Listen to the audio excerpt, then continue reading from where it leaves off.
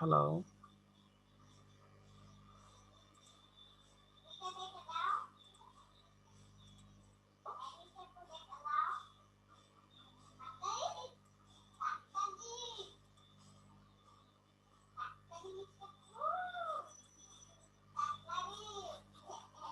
Hello,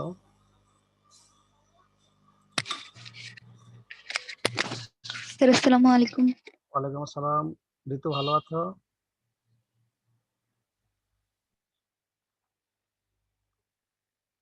hello ঋতু,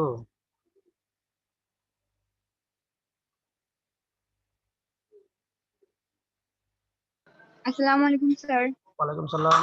তাহমিনা কেমন আছো? জি sir, আলহামদুলিল্লাহ ভালো।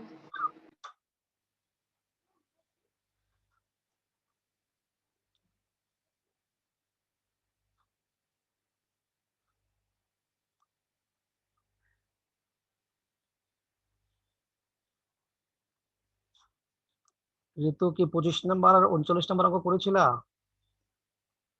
ঋতু, স্যার কালকে রাতে করতে বসিনি। কেন? আগে আগে তো স্যার করার কথা। ভাল লাগতেছিল না। এই বুধবারে ক্লাস গেছে, কালকে বসে দিয়ে আগে কি করছো? স্যার আগের দিন বসছিলাম, 25 নাম্বারটা একটু করছিলাম, পরে আর অন্যগুলো পড়তেছিলাম, আর কালকে বসিনি। তাহমিনা করেছো? জি স্যার, করেছি, কিন্তু 25 নাম্বারে আর 29 নাম্বারে একটু প্রবলেম আছে। কি প্রবলেম? প্রবলেম থাকলে আমাকে তোমরা শোনো, এই প্রবলেম থাকলে এই সমস্ত প্রবলেম গুলো তো মেসেঞ্জারে লিখে লেখা বোঝানো মুশকিল, বুঝবা না। যখনই প্রবলেম থাকবে তখন তোমরা ফোন দিবা। হ্যাঁ, ফোন দিয়ে প্রবলেমটা আচ্ছা স্যার। জেনে নেবা। হ্যাঁ, কারণ জি সে স্যার। মেসেঞ্জারে লেখা যদি লিখতে যাই, কারণ এই সময় মুখের ভাষাগুলো তো অনেক কিছু লেখা বোঝানো যায় না। হ্যাঁ জি স্যার, বুঝতে পেরেছি। বুঝছো আচ্ছা। না? তাহলে যখন তোমাদের প্রবলেম হবে তখন তোমরা ফোন দিও। আমি যদি বিজি থাকলে তো বলবো এখন না, একটু পরে বুঝাবো, বা ওই সময় ফোন দাও, আমি বলে দিব, সমস্যা নেই। আচ্ছা স্যার। আচ্ছা ঠিক আছে।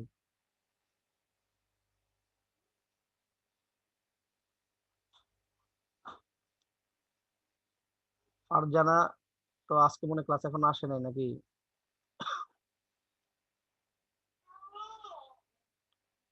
ফাতেমা নৌসিন করছো অঙ্ক? ফাতেমা, জি স্যার। কোনো সমস্যা আছে, পেরেছো?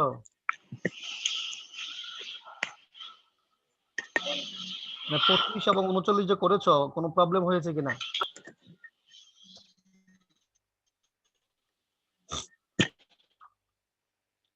তোমার কথা বোঝা যাচ্ছে না ফাতেমা।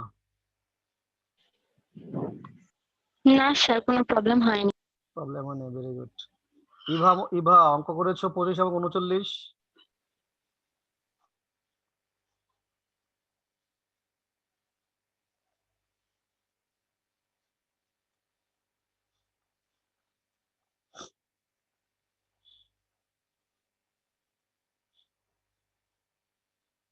আচ্ছা, তোমাদের মধ্যে কারো কোনো প্রবলেম আছে 25 এবং 39-এর মধ্যে? আর কারো কোনো সমস্যা? আচ্ছা, তাহমিনা বলছিল প্রবলেম, কি প্রবলেম 25-এ?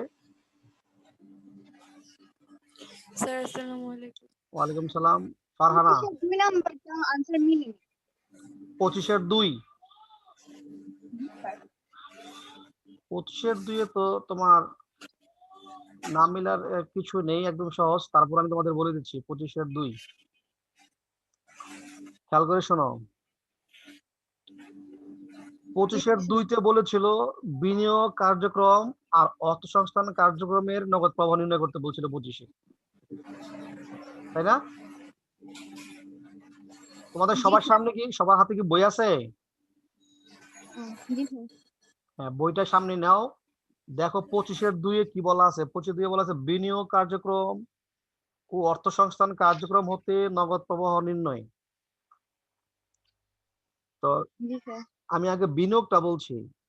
বিনিয়োগ মানে হলো স্থায়ী সম্পদের হ্রাস বৃদ্ধি, তাই না? জি স্যার, ওটা মিলে গেছে, কিন্তু অর্থ সংস্থানের কার্যক্রম হতে নগদ প্রবাহটা মিলতেছে না। আচ্ছা, বিনিয়োগটা কি সবাই পারছো? বিনিয়োগে কার কোনো প্রবলেম আছে? বিনিয়োগে না স্যার, কোনো প্রবলেম নেই। Very good. তাহলে বিনিয়োগ না থাকলে আসলে আমি অর্থ সংস্থানের কথা বলি। অর্থ সংস্থান মানে হচ্ছে এখানে তিনটা জিনিস, এক হইল শেয়ার, আরেক হচ্ছে বন্ধকি ঋণ বা দীর্ঘমেয়াদী ঋণ, আর হচ্ছে লভ্যাংশ প্রদান। এই তিনটা বিষয় অর্থ সংস্থানে আসে। এর মধ্যে তোমাদের এখানে ফারহানা ফারজানা একটা অঙ্ক করেছো, তুমি মেসেঞ্জারে দিয়েছো আমাকে। অর্থ সংস্থান কার্যক্রমে তুমি প্রদেয় আয়কর লিখেছো, প্রদেয় আয়কর। প্রদেয় আয়কর হচ্ছে চলতি দায়। প্রদেয় আয়কর যাবে পরিচালন কার্যক্রমে, এটা দীর্ঘমেয়াদী নয়, এটা অর্থ সংস্থানে যাবে না, এটা যাবে পরিচালন কার্যক্রমে প্রদেয় আয়কর। তোমরা কি আমার কথা বুঝতে পেরেছো আমি কি বলেছি? জি স্যার। তাহলে প্রদেয় আয়করটা হচ্ছে তোমার চলতি দায়, এটা দীর্ঘমেয়াদী দায় নয়। তো তোমার এই অঙ্কে এখানে বলা আছে 5 টাকা অধিহারে 200 শেয়ার ইস্যু করা হয়েছে। তাহলে একটা শেয়ারের দাম হচ্ছে 10 টাকা করে। দেখো অঙ্কে লেখা আছে সাধারণ শেয়ার প্রতিটি 10 টাকা করে। কত করে? 10 টাকা করে। 10 টাকা করে যদি 2000 শেয়ার বিক্রি করা হয়, তাহলে 2000 শেয়ারের মূলধন কয় টাকা? 2000 শেয়ারের মূলধন কয় টাকা হয় বলো? প্রতিটি শেয়ারের দাম যদি 10 টাকা হয় আর 2000 শেয়ার যদি বিক্রি করা হয়, 2000 শেয়ার দাম কত হয়? 200 শেয়ারের 200 দাম, টাকা হবে না? 200 শেয়ারের দাম কত হয়? 200 শেয়ারের দাম 10 টাকা করে 2000 টাকা হয়। 200 শেয়ার 10 টাকা করে হয় 2000 টাকা। কথা বুঝছো? জি স্যার। তাহলে দেখো এখানে লেখা আছে শেয়ার মূলধন ছিল 25,000, পরে হয়েছে 27,000 টাকা, তার মানে মূলধন বৃদ্ধি পেয়েছে 2,000 টাকা। তাহলে তুমি অর্থ সংস্থানে লিখবা শেয়ার ইস্যু 2,000 টাকা, শেয়ার ইস্যু বাবদ লিখবা 2,000 টাকা। ঠিক আছে কিনা? বুঝছো কিনা? না না বুঝলে বলো। আমি কিন্তু সবাইকেই বলছি, যদি কারো প্রবলেম হয় তাহলে বলো। এখানে শেয়ার ইস্যু 2,000 টাকা, এটা বুঝছো কিনা?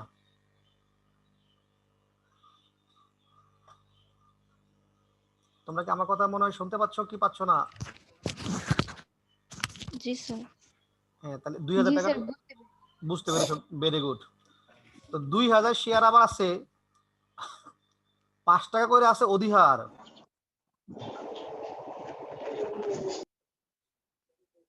যেহেতু 2,000 শেয়ার 5 টাকা করে আছে অধিহার, অধিহার মানে হচ্ছে বেশি মূল্য। তাহলে 200 গুণ 5 টাকা, তো 200 গুণ 5 টাকা হয় 1,000 টাকা অধিহার। অধিহারের টাকাটাও কোম্পানি এখানে পেয়েছে, এটাও কোম্পানির প্রাপ্তি, এটাও অর্থ সংস্থানে যাবে শেয়ার অধিহার নামে 1,000 টাকা। তাহলে শেয়ার ইস্যু শেয়ার যাবে 2,000 টাকা, আর শেয়ার অধিহার বাবদ যাবে 1,000 টাকা, দুইটাই প্লাস। কারণ শেয়ার ইস্যু করলেও টাকা আসে, শেয়ার অধিহারের টাকাও কারবারের মধ্যে আসে, কোম্পানির মধ্যে আসে। তাহলে শেয়ার মূলধন প্লাস হইলো 2,000, শেয়ার অধিহার প্লাস হইলো 1,000। আর বলা ছিল লভ্যাংশ পরিশোধ করা হয়েছে 4,500, তাহলে লভ্যাংশ পরিশোধ হলো -4,500, লভ্যাংশ পরিশোধ -4,500। তাহলে লভ্যাংশ পরিশোধ মাইনাস আর দুইটা হলো প্লাস, তো তিনটা যোগ বিয়োগ করলে মাইনাসের অ্যামাউন্ট বড়, মাইনাসের ফিগারটা বড়। তাহলে তোমার বের হবে অর্থ সংস্থান কার্যক্রমের নিট নগদ বহিঃপ্রবাহ 1,500 টাকা, 4,500 মাইনাস 3,000 টাকা, তাহলে 1,500 টাকা মাইনাস বের হবে বহিঃপ্রবাহ। ঠিক আছে? জি স্যার, এখন বুঝতে পেরেছি। Okay fine. বলো তাহলে এই 25 নাম্বারে তাহলে আর কারো কোনো প্রবলেম নেই? না স্যার। Okay, thank you. 39-এ কি প্রবলেম ছিল বলবা? 39-এর 3 নাম্বারটা হইতেছে। নগদ প্রবাহ বিবরণী প্রস্তুত করে নগদ তহবিল সমাপনী উদ্বৃত্ত নির্ণয় করো। এটা তো 39 নাম্বার একদম সহজ ছিল, যদিও আমি যেটা তোমাদের বলবো এখানে 12% ঋণপত্র ইস্যুর মাধ্যমে দালান ক্রয় এটা আসবে না। এটা হচ্ছে না স্যার। তাৎপর্যপূর্ণ অনগদ লেনদেন। আমি এক এক করে সবটি বলে যাই, তোমরা শুনে রাখো, মিলিয়ে নিবা। সাধারণ শেয়ার বিক্রয় বাবদ প্রাপ্তি এটা যাবে অর্থ সংস্থানে, প্লাস হবে। সবাই বই দেখে মিলিয়ে নাও।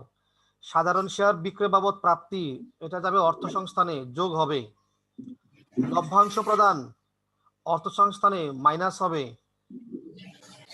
সুনামের অবলোপন এটা পরিচালনে প্লাস হবে, পরিচালন কার্যক্রমে। দীর্ঘমেয়াদী সঞ্চয়পত্র ক্রয়, দীর্ঘমেয়াদী সঞ্চয়পত্র ক্রয় এটা বিনিয়োগ কার্যক্রমে মাইনাস হবে, এটা বিনিয়োগ কার্যক্রমে মাইনাস হবে। নিট আয় এটা পরিচালনে প্রথম যেটা লেখা শুরু করতে হয়, পরিচালন কার্যক্রমে। সরঞ্জাম বিক্রয় বাবদ প্রাপ্তি এটা বিনিয়োগ কার্যক্রমে যোগ হবে, বিনিয়োগে। সরঞ্জাম বিক্রয় বাবদ মুনাফা এটা পরিচালন কার্যক্রমে গিয়ে মাইনাস হবে, সরঞ্জাম বিক্রয়ের মুনাফা মাইনাস হবে। প্রাপ্য হিসাব বৃদ্ধি পরিচালনে মাইনাস হবে, প্রদেয় হিসাব হ্রাস পরিচালনে মাইনাস হবে। অবচয় খরচ, অবচয় খরচ যেহেতু অবচয় খরচ এটা পরিচালনে প্লাস হবে। অনাদায়ী পাওনা সঞ্চিতি বৃদ্ধি এটাও তোমরা প্লাস হবে পরিচালনে। অনাদায়ী পাওনা সঞ্চিতি বৃদ্ধি এটা পরিচালনে প্লাস হবে। এগুলো লেখার পরে তোমার নিট যে নগদ প্রবাহ বের হবে তার সাথে দেখো অঙ্কের উপরে লেখা আছে 2016 সালের 1 জানুয়ারি তারিখে পূর্ণ লিমিটেডের নগদ উদ্বৃত্ত ছিল 2,10,000 টাকা। এই 2,10,000 টাকা হচ্ছে প্রারম্ভিক উদ্বৃত্ত। এই প্রারম্ভিক উদ্বৃত্ত যোগ করলে সমাপনী উদ্বৃত্ত বের হবে। বলো এখন কারো প্রবলেম রয়েছে কিনা, থাকলে কোন জায়গায় আছে বলো। তোমরা কি মিলিয়েছো আমার কথাগুলো? তোমাদের কোন আইটেমে প্রবলেম থাকলে আমায় বলো যে এটা সমস্যা রয়েছে বা এটা বুঝিনি। 39 নম্বরে স্যার এখানে যে নগদ উদ্বৃত্তটা বলছেন মানে অঙ্কের একদম শুরুতে ওটা হ্যাঁ, কিভাবে করবো বুঝিনি। আমরা তুমি যখন পরিচালন বের করবা, বিনিয়োগ হ্যাঁ। বের করবা, অর্থ সংস্থান বের করবা, তিনটা যোগ বিয়োগ করলে কি বের হয়? নগদ প্রবাহ বিবরণী। নিট নগদ প্রবাহ বের হয় না, নিট নগদ প্রবাহ বের হয় সবার শেষে। হ্যাঁ। তিনটা যোগ করলে শেষে কি বের হয়? নিট নগদ প্রবাহ বের হয়। ওই নিট নগদ প্রবাহের সাথে ওই উপরের 2,10,000 টাকা যোগ করবা, কি লেখা যোগ করবা? প্রারম্ভিক নগদ উদ্বৃত্ত লেখা যোগ করবা। আচ্ছা। প্রারম্ভিক নগদ উদ্বৃত্ত লেখা যোগ করলে যেটা বের হবে তার নাম হবে সমাপনী নগদ উদ্বৃত্ত, তার নাম হবে সমাপনী নগদ উদ্বৃত্ত। আচ্ছা। ঠিক আছে? জি স্যার। বলো আর কারো কোনো এই 39 নম্বরে কারো কোনো প্রশ্ন কনফিউশন আছে কিনা, থাকলে আমায় বলো। নাই? ওকে, ভেরি গুড। না স্যার। তো তোমাদেরকে এই নগদ প্রবাহ বিবরণীতে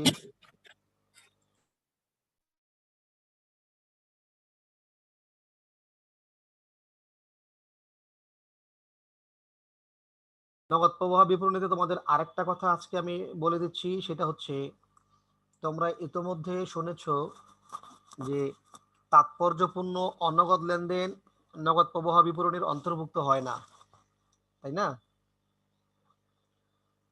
আরেকটা কথা জেনে রাখো, যদি লভ্যাংশ প্রদান, একটা কোম্পানির লভ্যাংশ প্রদান দুই রকমের হতে পারে, দুই ভাবে হতে পারে। একটাকে বলা হয় নগদ লভ্যাংশ প্রদান, আর একটাকে বলা স্টক লভ্যাংশ। স্টক লভ্যাংশ অর্থাৎ শেয়ারের বিনিময়ে লভ্যাংশ প্রদান। কথাটা আমি আবার বলি যে যৌথ মূলধনী কোম্পানি তার শেয়ার হোল্ডারদেরকে দুই ভাবে লভ্যাংশ প্রদান করতে পারে। একটা হচ্ছে নগদে, মুনাফা থেকে নগদের বিনিময়ে লভ্যাংশ দিতে পারে, নগদ টাকার মাধ্যমে, এটাকে বলে নগদ লভ্যাংশ। আরেকটা হচ্ছে শেয়ারের বিনিময়ে লভ্যাংশ প্রদান করতে পারে, এটাকে বলে স্টক লভ্যাংশ।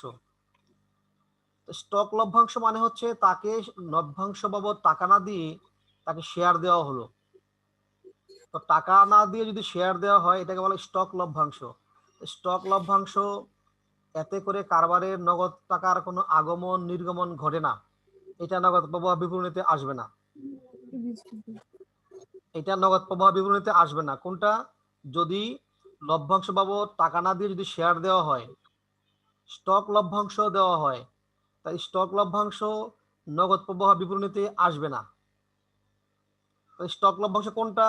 যদি বলা হয় যে লভ্যাংশ বাবদ শেয়ার ইস্যু করা হলো, বা শেয়ারের মাধ্যমে লভ্যাংশ পরিশোধ করা হলো, অথবা স্টক লভ্যাংশ দেওয়া হলো, এই কথাগুলো দ্বারা বোঝানো হয় তাকে লভ্যাংশ বাবদ শেয়ার দেওয়া হয়েছে, টাকা দেওয়া হয়নি। এই লভ্যাংশ প্রদান অর্থ সংস্থান কার্যক্রমে অর্থাৎ নগদ প্রবাহ বিবরণীতে অন্তর্ভুক্ত হবে না। তোমরা কি আমার কথা বুঝছো না বুঝো নি?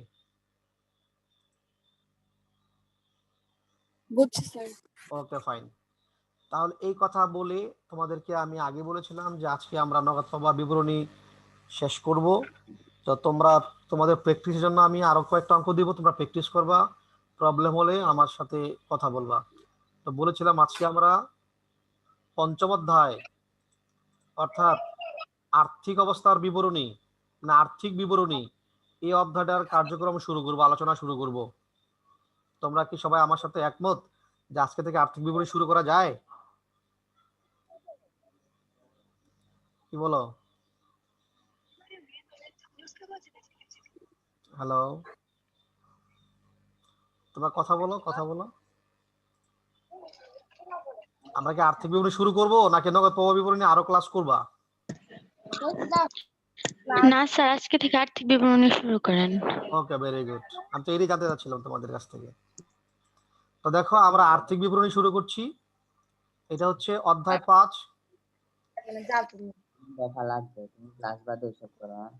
ঠিক আছে, দেখো যৌথ মূলধনী কোম্পানির আর্থিক বিবরণীর কিছু প্রাথমিক আলোচনা তোমাদের সামনে আমি লিখেছি। দেখো ব্যবসায় প্রতিষ্ঠানের তুমি আমার করতে দিবা, আমার এখানে লিখা দিতেছ, তুমি দেখতেছ না। ব্যবসায় প্রতিষ্ঠানের তোমরা স্লাইডটা দেখো, আমি যা লিখেছি মূল উদ্দেশ্য হচ্ছে মুনাফা অর্জন করা। প্রতিষ্ঠানের আর্থিক ফলাফল মোট লাভ ও নেট লাভ। স্যার আমাদের সেকেন্ড ইয়ারে ফার্স্ট ইয়ার স্টুডেন্ট কি করতেছে? ফার্স্ট ইয়ারের ফার্স্ট ইয়ার স্টুডেন্ট হ্যাঁ, ও তো দেখি কাজ করতেছে। কিভাবে সম্ভব? ওকে আমাদের গ্রুপে অ্যাড আছে নাকি? কে? ওই যে সাদিয়া। সাদিয়া কি সেকেন্ড ইয়ারের না? না স্যার, তো ফার্স্ট ইয়ারে। আচ্ছা, সাদিয়া আফরিন, তুমি আমাকে শুনতে পাচ্ছ? সাদিয়া, সাদিয়া আফরিন। স্যার আসসালামু আলাইকুম। ওয়ালাইকুম সালাম। স্যার আমি একটু কনফিউশনের মধ্যে আছি স্যার, লিংক শেয়ার আসলো কিভাবে? আপনি লিংক শেয়ার করেছেন লিংক তো দিয়েছি, মেসেঞ্জার গ্রুপে। ওটা তো তোমাদের 12টায়, তোমাদের রুটিন তো হলো 12টায় ক্লাস। হ্যাঁ সাদিয়া, তোমাদের ক্লাসটা হচ্ছে 12টায়। হ্যাঁ এখন দ্বাদশ শ্রেণীর ক্লাস হচ্ছে। ওহো স্যার, সেটাই স্যার, আমি একটু কনফিউশনের মধ্যে ছিলাম যে কি হইতেছে। না তুমি খেয়াল স্যার রাখো, আমি তো যে রোলও লিখে দিছি স্যার আপনার ইয়াতে, কিন্তু এখানে তো শুধু তোমার শুধু সাদিয়া আফরিন নাম আসছে। হ্যাঁ যাই হোক, খেয়াল রাখো তোমাদের আচ্ছা ক্লাস। স্যার আমি লিভ নিতেছি স্যার, আমি লিভ একটু নাও। ভুলে চলে। ওকে লিভ ঠিক আছে, নিতেছি, জি। 12টায় তোমার ক্লাস হচ্ছে 12টায়। হ্যাঁ স্যার, আমার একটু বুঝতে সমস্যা হচ্ছে, সরি স্যার। ওকে না ঠিক আছে, তুমি লিভ নিয়ে নাও। হ্যাঁ জি স্যার। Okay thank you. হ্যাঁ খেয়াল করে শোনো, তো এখানে মোট লাভ আর নিট লাভ আর আর্থিক অবস্থা জানবো আমরা, সম্পদ ও দায় মালিকানা সত্ত্ব সম্পর্কে সার্বিক তথ্য পাওয়া যায় আর্থিক বিবরণী প্রস্তুতের মাধ্যমে। তোমরা এর আগেও জানো, তোমরা ফার্স্ট ইয়ারে আর্থিক বিবরণী করেছো। ফার্স্ট ইয়ার আর সেকেন্ড ইয়ারের আর্থিক বিবরণীর মধ্যে পার্থক্য হচ্ছে প্রথম পত্রের আর্থিক বিবরণী হচ্ছে এক মালিকানা কারবারের, ওটাকে বলা হয় সোল ট্রেডারশিপ, এক মালিকানা কারবার। আর যৌথ মূলধনী কোম্পানির আর্থিক বিবরণী হচ্ছে কোম্পানির, এটা কোম্পানির আর্থিক বিবরণী। তো এক মালিকানা কারবারের আর্থিক বিবরণী আর কোম্পানির আর্থিক বিবরণীর মধ্যে কিছু পার্থক্য রয়েছে। তো আমরা এখানে যেটা করব, IAS 1 এই কথার অর্থ হচ্ছে ইন্টারন্যাশনাল অ্যাকাউন্টিং স্ট্যান্ডার্ডস, অর্থাৎ আন্তর্জাতিক হিসাব মান এক অনুযায়ী আর্থিক বিবরণী প্রস্তুত করা হয়। অর্থাৎ এই আন্তর্জাতিক হিসাব মান একের মধ্যে বলা আছে আর্থিক বিবরণী তৈরি করার কথা, এটা তৈরি করা বাধ্যতামূলক। 1994 সালের কোম্পানি আইনের 183 ধারা মোতাবেক প্রতিটি হিসাবকালের জন্য আর্থিক বিবরণী প্রস্তুত করা হয়। আর প্রত্যেকটি হিসাবকাল, মানে একটি কোম্পানির হিসাবকাল হচ্ছে 1 বছর 1 বছর করে, প্রতি বছর একবার করে আর্থিক বিবরণী তৈরি করতে হবে। আমি যে থিওরিগুলো এখানে লিখেছি স্লাইডের মধ্যে, এখানে 3টা না 4টা এমসিকিউ প্রশ্ন আছে। এই প্রশ্নগুলো পরীক্ষায় আসে, বোর্ড পরীক্ষায়। একটা হচ্ছে আর্থিক বিবরণী তৈরি করা হয় IAS কত অনুযায়ী? তোমাদের উত্তর IAS 1। 1994 সালের কোম্পানি আইন 1983 সালের 83 ধারা মোতাবেক আর্থিক বিবরণী তৈরি করা হয়। ঠিক আছে, এগুলো অবজেক্টিভ প্রশ্ন, এই জন্য এগুলো দিয়েছি, তোমরা খেয়াল করে দেখো। দেখো আমাদের স্লাইড 2, এখানে প্রত্যেকটা পয়েন্ট এক একটা করে এমসিকিউ প্রশ্ন, প্রতিটা পয়েন্ট এক একটা এমসিকিউ প্রশ্ন, তোমাদের পরীক্ষা আমি দিব এগুলো। বার্ষিক সাধারণ সভার 14 দিন পূর্বে প্রত্যেক শেয়ার হোল্ডারদের নিরীক্ষিত আর্থিক বিবরণীর কপি সহ তথ্য সরবরাহ করতে হয়। অর্থাৎ প্রতি বছর যে অ্যানুয়াল জেনারেল মিটিং হয়, AGM বলা হয়, ইংরেজিতে বলা হয় সংক্ষেপে AGM, এর অ্যাব্রিভিয়েশন হচ্ছে অ্যানুয়াল জেনারেল মিটিং, বাংলায় বলা হয় বার্ষিক সাধারণ সভা। বার্ষিক সাধারণ সভা হওয়ার আগে 14 দিন আগে, মিনিমাম 14 দিন আগে শেয়ার হোল্ডারের হাতে একটা নিরীক্ষিত আর্থিক বিবরণী এই শেয়ার হোল্ডারের হাতে দিতে হয়, এটা দেওয়া বাধ্যতামূলক। 1994 সালের কোম্পানি আইনের 185 ধারায় বিশদ আয় বিবরণীর বিষয়বস্তু ও আর্থিক অবস্থার বিবরণীর ছক সম্পর্কে বলা হয়েছে। এটা তোমার এমসিকিউ প্রশ্ন যে আর্থিক বিবরণীর ছক কোম্পানি আইনের কোন ধারায় বলা হয়েছে, তোমাকে বলতে 185 ধারায়। আর প্রথমবার প্রশ্ন হলো যে বার্ষিক সাধারণ সভার কতদিন পূর্বে শেয়ার হোল্ডারদের হাতে আর্থিক বিবরণী পৌঁছাইতে হয়? উত্তর 14 দিন। আর্থিক অবস্থার বিবরণী কোম্পানি আইনের তফসিল 11 অনুযায়ী প্রস্তুত করতে হয়। এটা এমসিকিউ প্রশ্ন যে আর্থিক অবস্থার বিবরণী কোম্পানি আইনের তফসিল 11 অনুযায়ী এটা তৈরি করতে হবে। তারপরে আর্থিক বিবরণী 3 ধরনের প্রতিষ্ঠানের ক্ষেত্রে প্রস্তুত করতে হয়: উৎপাদনকারী প্রতিষ্ঠান, সেবামূলক প্রতিষ্ঠান ও ক্রয় বিক্রয়কারী প্রতিষ্ঠান। প্রতিষ্ঠান 3 রকমের। 3 রকমের প্রতিষ্ঠানের জন্য 2 রকমের আয় বিবরণী করা লাগে, 2 রকমের। তোমরা ফার্স্ট পেপারও করেছো। উৎপাদনকারী প্রতিষ্ঠান আর ক্রয় বিক্রয়কারী প্রতিষ্ঠানের আয় বিবরণী মোটামুটি একরকম, আর সেবামূলক প্রতিষ্ঠানের আয় বিবরণী একটু ভিন্নতর। সেটা হচ্ছে, একটা হচ্ছে এক ধাপ পদ্ধতি আর একটা হচ্ছে বহু ধাপ পদ্ধতি। তোমাদেরকে আমি একটা প্রশ্ন করি, তোমরা ফার্স্ট ইয়ারে যখন আর্থিক বিবরণী করেছো, তোমরা কি এক ধাপ আর বহু ধাপ কথাটা শুনেছো? জি স্যার। হ্যাঁ, তাহলে তোমরা যদি শুনে থাকো তাহলে বলো, এক ধাপ পদ্ধতির আয় বিবরণী করা হয় কোন প্রতিষ্ঠানের জন্য?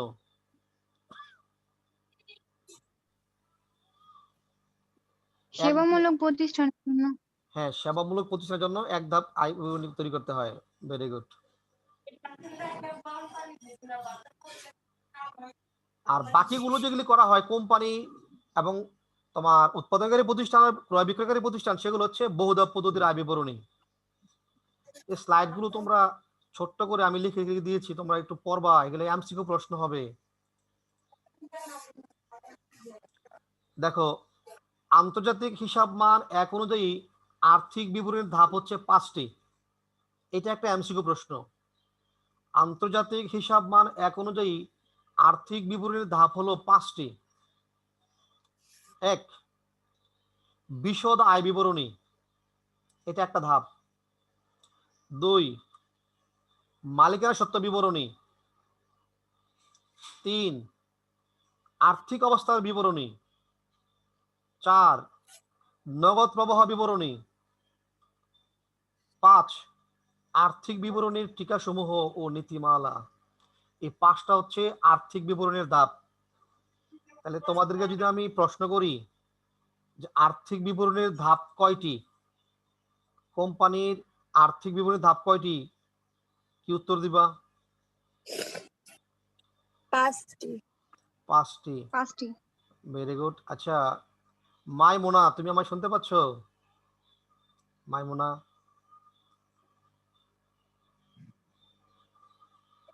হ্যালো মাইমুনা,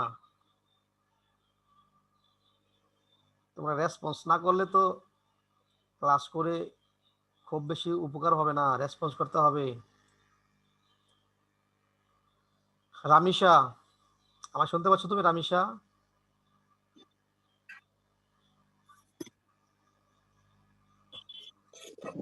জি স্যার। হ্যাঁ, শুনতে বললে উত্তর দিতে হবে। তোমরা অনেকে ক্লাসে জয়েন করে আমার মনে মোবাইল রেখে যাও কোথায়, মানে ক্লাসে জয়েন হয়েছো, জয়েন হইয়া গিয়ে আমার খাইতে বসছো বা ঘুরতে গেছো, হাঁটতে গেছো না, কারণ ডাকলে পাওয়া যায় না। আচ্ছা রামিশা বলো, নগদ প্রবাহ বিবরণী আর্থিক বিবরণীর কততম ধাপ?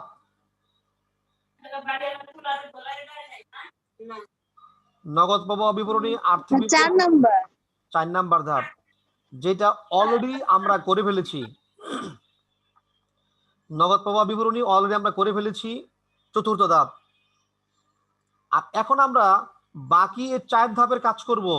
বিশদ আয় বিবরণী, মালিকানা সত্ত্ব বিবরণী আর আর্থিক অবস্থার বিবরণী।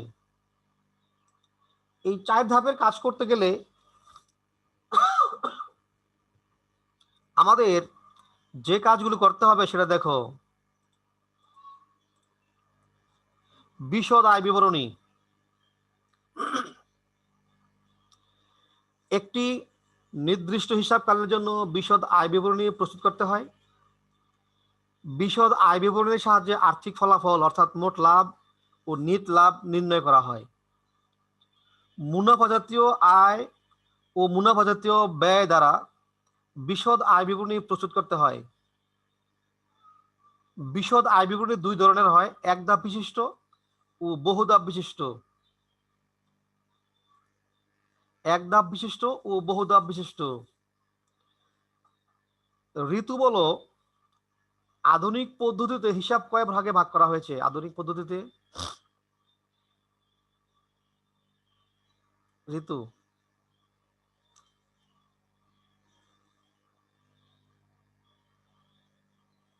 হ্যালো,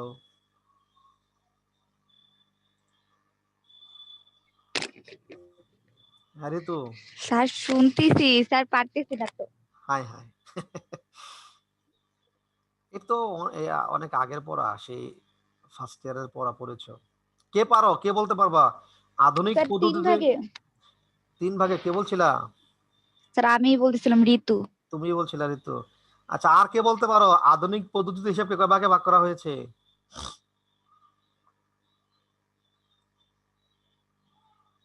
কেউ পাচ্ছ না। আচ্ছা আজকে কি ইয়েস না মনে ক্লাসে নাই না? ফাহিমা কইতে পারো? ফাহিমা,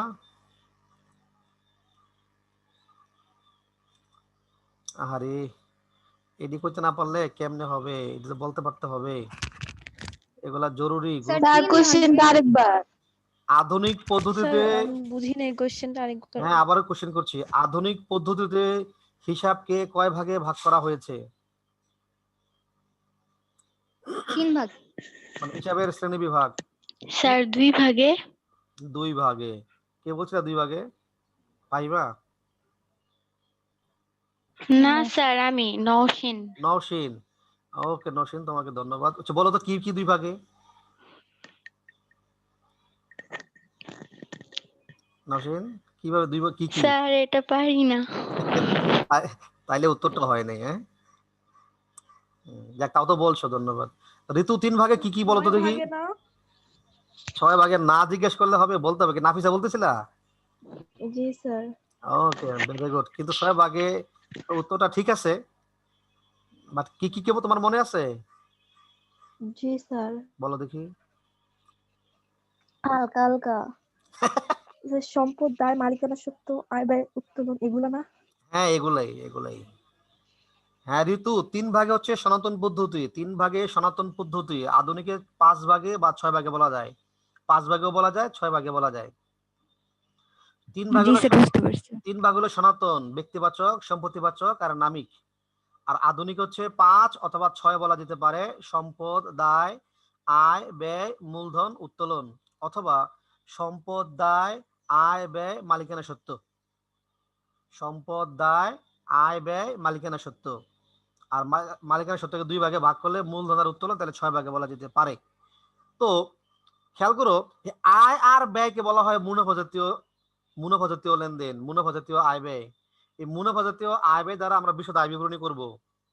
ঠিক আছে, আমি স্লাইডগুলো তোমাদের এখানে যে দিচ্ছি তোমরা এগুলো কিন্তু পড়বা। এরপর দেখো আমি একটা আয় বিবরণীর ছক এঁকে দিয়েছি এখানে। ছকটা আমি এখানে লিখে দিয়েছি, তোমরা এটা ভালো করে খাতায় নিয়ে পড়বা এবং নিজেরা আঁকবা। আমি জাস্ট বলে যাচ্ছি, নিট বিক্রয় বাদ বিক্রিত পণ্যের ব্যয় বের হবে মোট লাভ। এর সাথে পরিচালন আয় যোগ করব, পরিচালন ব্যয় বাদ দিব, বের হবে পরিচালন মুনাফা। অপরিচালন আয় যোগ করব, অপরিচালন ব্যয় বাদ দিব, বের হবে করপূর্ব নিট মুনাফা। এখান থেকে আয়কর সঞ্চিতি নতুনটা মাইনাস করব, বের হবে কর বাদ নিট মুনাফা। এই হলো আয় বিবরণের ছক। আমি সংক্ষেপে লিখেছি, তোমরা এটা জানলে বাকি কাজ করতে পারবা। দেখো নিট বিক্রয় কেমনে বের করব? নিট বিক্রয় লিখবো বিক্রয়, বিক্রয় ফেরত মাইনাস করব, বিক্রয় বাট্টা মাইনাস করব, অলিখিত বিক্রয় যোগ করব, মুনাফাবিহীন পণ্য বিক্রয় থাকলে মাইনাস করব, আর ভ্যাট মাইনাস করব। ভ্যাট মাইনাস করার নিয়ম হচ্ছে 115 দিয়ে ভাগ 15 দিয়ে গুণ, অথবা 23 দিয়ে ভাগ 3 দিয়ে গুণ। 115 দিয়ে ভাগ 15 দিয়ে গুণ, অথবা 23 দিয়ে ভাগ 3 দিয়ে গুণ, তাহলে নিট বিক্রয় পাওয়া যাবে। এর নিট বিক্রয় স্যার ভ্যাটটা বুঝিনি। ভ্যাটটা তোমাদেরকে আজকে বুঝিনি। শখটা দেখে রাখো। শখটা তোমরা আজকে বাসায় হোমওয়ার্ক থাকবে, বুধবারে আমি ভ্যাটটা বুঝিয়ে দেব। কারণ এখন ভ্যাটটা বুঝাতে গেলে বাকিটা দেখাইতে পারবো না। বুধবারে ভ্যাটটা বুঝে সময় লাগবে, কারণ তোমাদের ডিটেলস বুঝাতে হবে। তাহলে ভ্যাটটা বুধবারে বুঝাবো, আজকে ছকটা দেখে রাখো, ছকটা আজকে শিখবা, বাড়ির কাজ থাকবে ছক। দেখো নিট ক্রয় নির্ণয়, ক্রয় বাদ ক্রয় ফেরত বাদ ক্রয় বাট্টা যোগ অলিখিত ক্রয় বাদ মুনাফাবিহীন বিক্রয় বাদ আগরে বিনিষ্ট পণ্য বাদ ভ্যাট। ভ্যাট 115 দিয়ে ভাগ 15 দিয়ে গুণ, নিট ক্রয়। ক্রয় সংক্রান্ত খরচ বা প্রত্যক্ষ খরচ, মজুরি, পরিবহন বা ক্রয় পরিবহন, শুল্ক বা আমদানি শুল্ক, জাহাজ ভাড়া, ডক চার্জ, এগুলো প্রত্যক্ষ ব্যয়, এগুলা ক্রয়ের সাথে যোগ হয়। দেখো বিক্রিত পণ্যের ব্যয় কেমন নির্ণয় করা হয়? প্রারম্ভিক মজুত পণ্য যোগ নিট ক্রয় যোগ ক্রয় সংক্রান্ত খরচ, এই সবগুলা যোগ করে বের হলো বিক্রয়যোগ্য পণ্যের ব্যয় বাদ সমাপনী মজুত পণ্য। আর সমাপনী মজুত পণ্যের মধ্যে যদি আগুনে বিনষ্ট পণ্য অন্তর্ভুক্ত থাকে তাহলে সেটাকে মাইনাস করে নিতে হয়। তাহলে পেয়ে গেলাম বিক্রিত পণ্যের ব্যয়। বিক্রয় থেকে বিক্রিত পণ্যের ব্যয় মাইনাস করলে হয় মোট মুনাফা। এবার দেখো পরোক্ষ পরিচালন আয় কোনগুলো? পরিচালন আয় কমিশন প্রাপ্তি, বাট্টা প্রাপ্তি, চালানি কারবারের মুনাফা। পরিচালন ব্যয় বেতন, ভাড়া, বিজ্ঞাপন, মণিহারি, সাধারণ খরচ, অনাদায়ী পাওনা, অবচয় অবলোপন, রপ্তানি শুল্ক, বিক্রয় পরিবহন, এগুলো হচ্ছে পরিচালন ব্যয়। আর পরিচালন মুনাফার সূত্র হচ্ছে মোট মুনাফা যোগ পরিচালন আয় মাইনাস পরিচালন ব্যয়, তাহলে বের হবে পরিচালন মুনাফা। আমি বলে যাচ্ছি আর স্লাইডগুলো দিয়ে দিচ্ছি, তোমরা এগুলো কিন্তু অবশ্যই পড়বা। না পড়লে আর্থিক বিবরণী অনেক কঠিন অঙ্ক, বড় অঙ্ক, 2টা অঙ্ক পরীক্ষা আসবে 10 10 20। সুতরাং তোমরা গুরুত্ব দিবা, পড়বা বাসায়। দেখো অপরিচালন আয়, অপরিচালন আয় হচ্ছে বিনিয়োগের সুদ, শিক্ষানবিশ সালামি, প্রাপ্ত ভাড়া বা উপভাড়া। আর অপরিচালন ব্যয় হচ্ছে ঋণের সুদ, আগুনে বিনষ্ট পণ্য, সম্পত্তি বিক্রয়জনিত ক্ষতি, আর ব্যাংক জমাতিরিক্তের সুদ। এগুলো অপরিচালন ব্যয় আর এগুলো অপরিচালন আয়। দেখো আমি যে প্রথম স্লাইডটা দিয়েছিলাম সেখানে বলেছিলাম, দেখো প্রথম মোট লাভের সাথে পরিচালন আয় যোগ আর পরিচালন ব্যয় বাদ। পরিচালন ব্যয় বাদ দিলে আমাদের আসবে পরিচালন মুনাফা। অপরিচালন আয় যোগ অপরিচালন ব্যয় বাদ, তাহলে হবে করপূর্ব নেট মুনাফা। এখান থেকে নতুন আয়কর সঞ্চিতি মাইনাস করলে পাইবা কর বাদ নেট মুনাফা। এটি দেখার জন্য প্রত্যেকটা আলাদা আলাদা ভেঙে ভেঙে তোমাদের বের করে দেখে দেওয়া হয়েছে। তোমরা এগুলো বাসায় পড়বা আজকে। তাহলে বুধবারের ক্লাসে আমি তোমাদেরকে প্রশ্ন করব, তখন যদি অঙ্ক করি তখন তোমরা সহজে বুঝতে পারবা, নাইলে কিন্তু আর্থিক বিবরণী বুঝতে পারবা না। আর আর্থিক বিবরণী না বুঝলে অনেক বড় ক্ষতির মধ্যে পড়ে যাবা। এগুলো হচ্ছে অপরিচালন আয় আর অপরিচালন ব্যয়। অপরিচালন আয় হচ্ছে বিনিয়োগের সুদ, শিক্ষানবিশ সালামি, উপভাড়া। অপরিচালন ব্যয় হচ্ছে ঋণের সুদ, আগুনে বিনষ্ট পণ্য, সম্পত্তি বিক্রয়জনিত ক্ষতি, ব্যাংক জমাতিরিক্তের সুদ। এই আলোচনার উপর ভিত্তি করে তোমাদের জন্য কিছু প্রশ্ন করা হয়েছে, পারবা উত্তর দিতে যদি জিজ্ঞেস করি? আন্তর্জাতিক আইনের কত ধারা মোতাবেক আর্থিক বিবরণী প্রস্তুত করা হয়? হইতে পারবা? মন নাই। মনে থাকতে হবে, সবাই তো ঝিমিয়ে গেছে দেখা যাচ্ছে। যাই হোক, আমি তো স্লাইডগুলো তোমাদের দিবই, তোমরা তো এখন দেখলা, তারপরে স্লাইডগুলো তো আমি তোমাদের শেয়ার করে দেবো ইউটিউবে। তোমরা এগুলো দেখে আজকে পড়বা বাসায়। আর্থিক বিবরণী আমি বারবার বলছি, এটা সবচেয়ে বড় অধ্যায়, কঠিন অঙ্ক, তোমাদের মনোযোগ সহকারে পড়তে হবে। চার্টগুলো পড়লে অঙ্ক করতে পারবা, উত্তর দিতে পারবা। তা আমি তোমাদের সামনে ক্লাসে কিছু সমন্বয় বুঝাবো, তারপরে দেন তোমাদের অঙ্ক শেখাবো। তোমরা সেই পর্যন্ত অঙ্কগুলো ভালো করে করবা, শিখবা, এবং এই থিওরিগুলো পড়বা, চার্টগুলো মুখস্থ করবা, তাইলে ইনশাল্লাহ অঙ্ক করতে পারবা। আর নগদ প্রবাহ বিবরণীর জন্য 2টা অঙ্কের হোমওয়ার্ক নাও।